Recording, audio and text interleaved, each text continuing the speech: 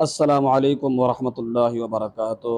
الحاد کے حوالے سے جو ہے وہ عوام الناس اتنا نہیں جانتی۔ الحاد کیا ہوتا ہے، اس کی کیا تعریف کیا ہے؟ الحاد کا جو لغت کے اندر معنی اور مطلب ہے کہ انحراف یا گمراہی۔ اصطلاح اصطلاح میں اس کو جو ہے وہ کیا کہتے ہیں، اصطلاحی معنی اس کی کیا ہے؟ اصطلاح ہے شرع، یعنی شرعی لحاظ سے اس کی معنی کیا بنتی ہے؟ شرعی لحاظ سے اس کی معنی بنتی ہے کہ اللہ تبارک و تعالی کے وجود یا اس کی ربوبیت اور اس کے الوہیت کا قطعی طور پر انکار کر دینا، یعنی اللہ تعالیٰ کے وجود کا انکار کرنا، اس کے رب ہونے کا انکار کرنا، اور الوہیت کا معنی یہ ہے کہ اس کی جتنے بھی کی جانے والے عبادات ہیں ان تمام عبادات کا رد کرنا، ان کا انکار کرنا۔ اسلام میں اس کی کیا حیثیت ہے؟ اللہ تبارک و تعالیٰ نے کلام مجید کے اندر بارہا توحید پر زور دیا ہے، اور شرک اور کفر کو بدترین جرم قرار دیا ہے۔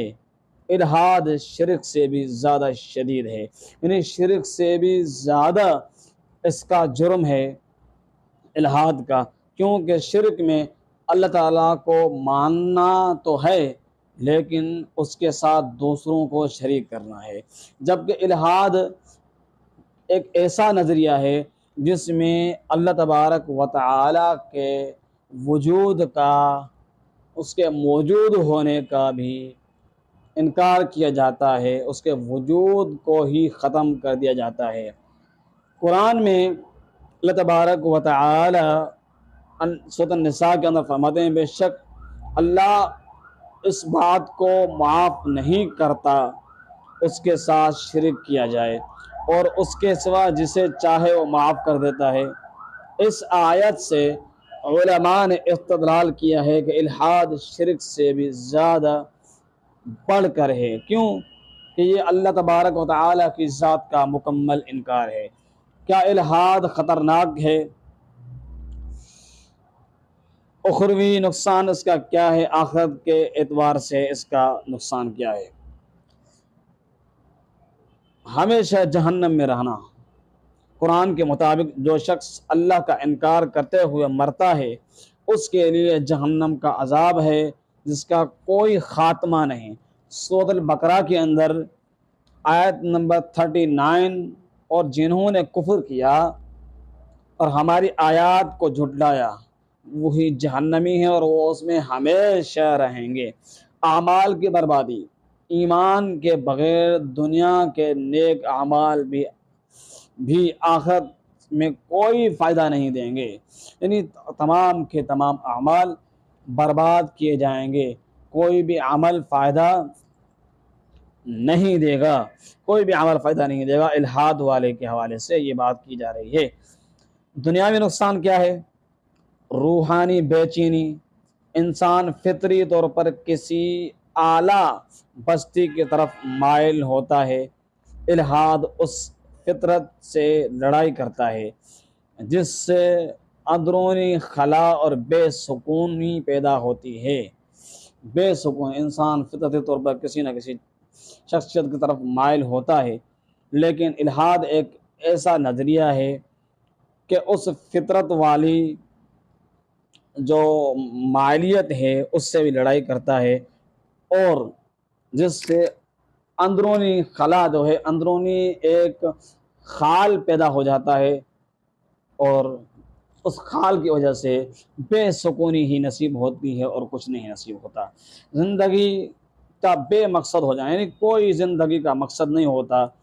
اگر کوئی خالق نہیں تو زندگی کی کوئی حتمی غایت ہی نہیں، یعنی خالق نہیں، پیدا کرنے والا نہیں ہے تو زندگی کا پھر مقصد کیا؟ کوئی مقصد نہیں، کچھ بھی نہیں۔ اس سے مایوسی، بے راہ روی اور اخلاقی گراوٹ جو ہے وہ آ سکتی ہے الحاد سے۔ اخلاقی رہنمائی، اصولوں کا، اخلاقی رہنما جو اصول ہیں ان کا فقدان، یعنی ان کی کمی ہو جاتی ہے الہاد میں برائی اور بھلائی کے لیے کوئی الہی پیمانہ ہی نہیں ہے۔ بعض الہادی نظریے میں انسان اپنی خواہشات کو ہی معیار بنا لیتا ہے، جس سے معاشرے میں ظلم، بد اخلاقی اور جرح بڑھ سکتے ہیں۔ نفسیاتی مسائل: متعدد تحقیقات بتاتی ہیں کہ ملحدین میں بے چینی، ڈپریشن اور خودکشی کے رجحانات جو ہیں، خودکشی کے خیالات بہت زیادہ پائے جاتے ہیں بنسبت اس کے جو عام آدمی ہوتا ہے، اگرچہ اس کی مختلف وجوہات بھی ہیں۔ معاشرتی نقصان کیا ہے؟ ایسا معاشرہ جہاں الحاد عام ہو جائے، وہاں الہی احکامات سے آزادی کے نام پر بے حیائی، بدکاری، شراب نوشی، زنا، سود، رشوت وغیرہ معمول بن سکتے ہیں۔ کیونکہ ان چیزوں کی کوئی بالادست ممانعت باقی نہیں رہتی۔ کیا یہ حکم ہے کہ ملحد کو قتل کر دیا جائے؟ اسلام میں دنوی سزا کا تعلق اس شخص سے ہے جو مسلمان ہو، پھر الحاد اختیار کرے، مرتد ہو اور اعلانیہ طور پر اس کا اظہار کرے اور حکومت اسلامیہ اسے سزا دے، یہ کوئی عام شخص نہیں کر سکتا۔ جہاں تک اس شخص کا تعلق ہے جو پیدا ہی ملحد ہوا کسی اور مذہب سے، تو اسے دنیاوی سزا نہیں بلکہ اسے اسلام کی دعوت دی جاتی ہے۔ قرآن میں حکم ہے، تمہارے لیے تمہارا دین اور میرے لیے میرا دین۔ یہ اللہ کی رحمت کا دروازہ بند نہیں، اللہ کی رحمت کا دروازہ بند نہیں ہوتا۔ بہت بڑی بات ہے کہ اگر کوئی ملحد توبہ کر کے اسلام قبول کر لے تو اللہ تعالیٰ اسے معاف فرما دیتا ہے، چاہے اس نے پہلے کتنا ہی انکار کیا ہو۔ کہہ دو، سورۃ الزمر کے اندر یہ بات موجود ہے، کہہ دو کہ اے میرے بندو، جنہوں نے اپنی جانوں پر زیادتی کی ہے، اللہ کی رحمت سے مایوس نہ ہوں، بے شک اللہ سارے گناہ معاف کر دیتا ہے۔ الحاد جو اپنے جوہر میں، خلاصہ کلام اس بات کا ہم بیان کر رہے ہیں آخری، الحاد اپنے جوہر میں اللہ تعالیٰ کے انکار کی وجہ سے اخروی طور پر انتہائی خطرناک ہے۔